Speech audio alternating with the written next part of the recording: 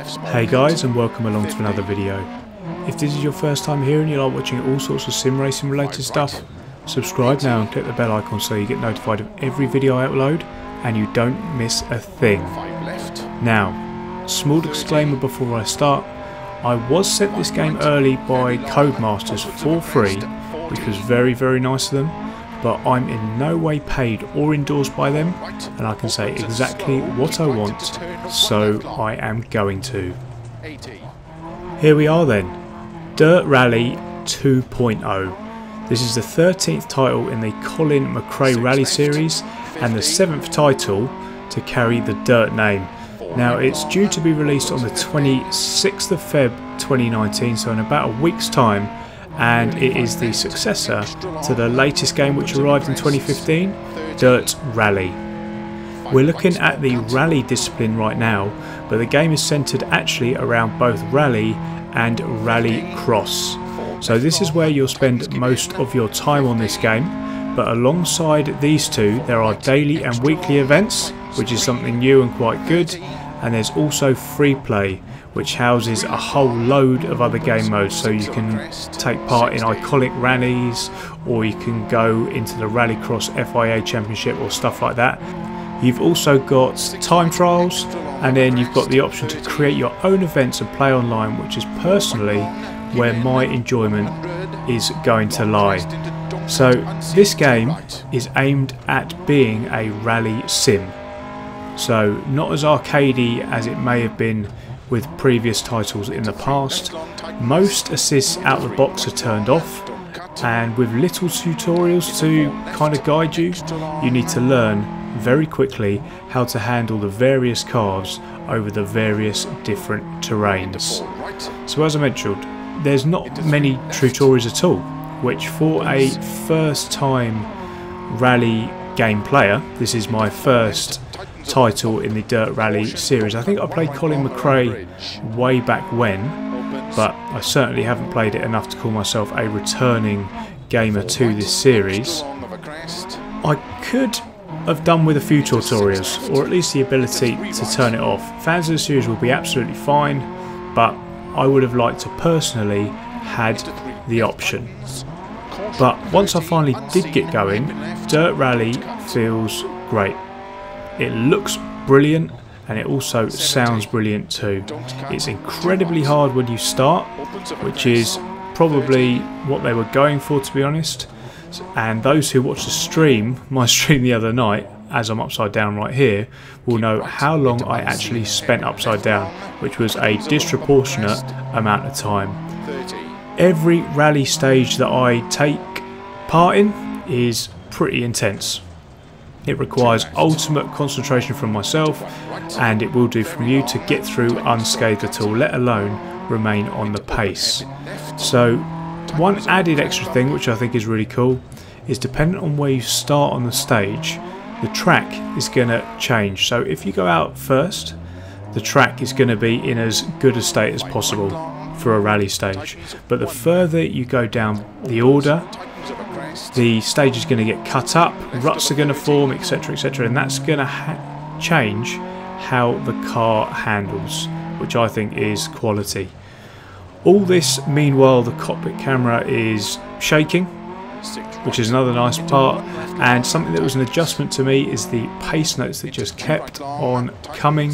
I could barely keep up with them, but Phil Mills, the veteran co-driver who features in this game, just keeps on churning them out. But all of this, guys, is a testament to its realism, as rallying is a tough sport, and they've done a good job of making it as tough in this sim here. Now, I must admit, after playing this for a good few hours for the rest of the evening after the stream, and a little bit of time this morning, it didn't take me that long until I got bored with the rallying part. Mainly, as I mentioned earlier, it's because I spent most of my time upside down. But that isn't any knock on the game. As I said earlier, the sort of realism of it is really good, and you're seeing that here on this stage in the background, but it's just a preference of mine, to be honest. The career mode is a little plain in my opinion. but the DLC is gonna follow a fortnightly schedule, so I'm hoping they'll be bringing plenty of fresh content through these regular DLCs to keep the likes of myself and others entertained.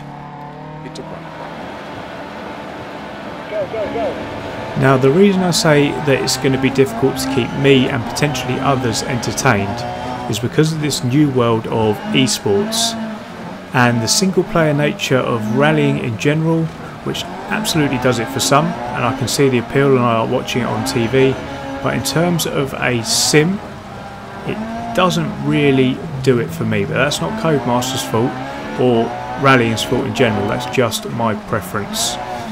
What I like doing is going up against others on the same track, which brings me onto this Rallycross. The best part for me in my early experiences was Rallycross, which is officially licensed in this game, something the rallying doesn't have and really needs to sort out. But the thought of having online tournaments for Rallycross is really exciting to me. It probably won't be for the rallying enthusiast, but for me, in this review of my experiences, it is something that I am very much looking forward to. Again, it looks and sounds great, as you can see.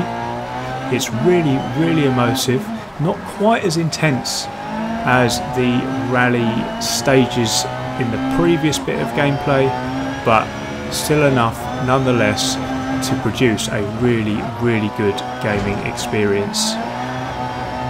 So after a fair few hours of early access of Dirt Rally 2.0, my verdict is that it looks good, feels great and sounds absolutely fabulous.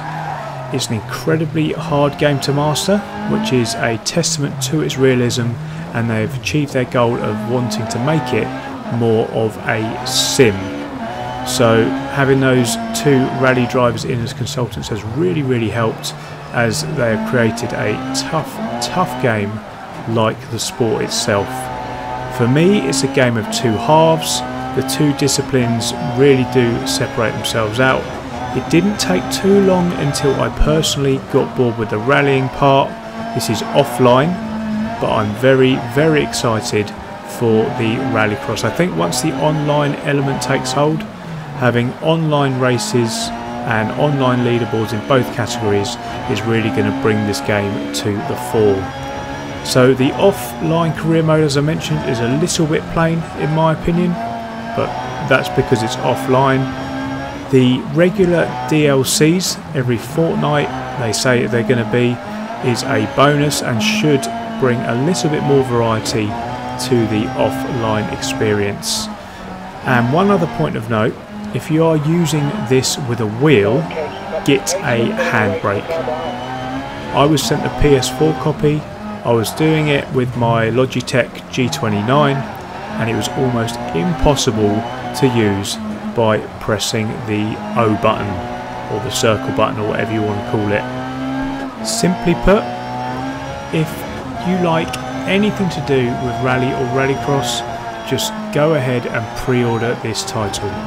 Trust me, you will not be disappointed. Let me know in the comment section down below what you think. Is there anything I've missed? And let me know if you are going to be ordering this for arrival at the end of February. And that, guys, is the end of the video. Thank you all so much for watching. I hope you enjoyed it. If you did, please hit the like button and make sure you subscribe to the channel if you haven't already. Thanks again so much for watching, guys, and I will see you in the next one. Cheers.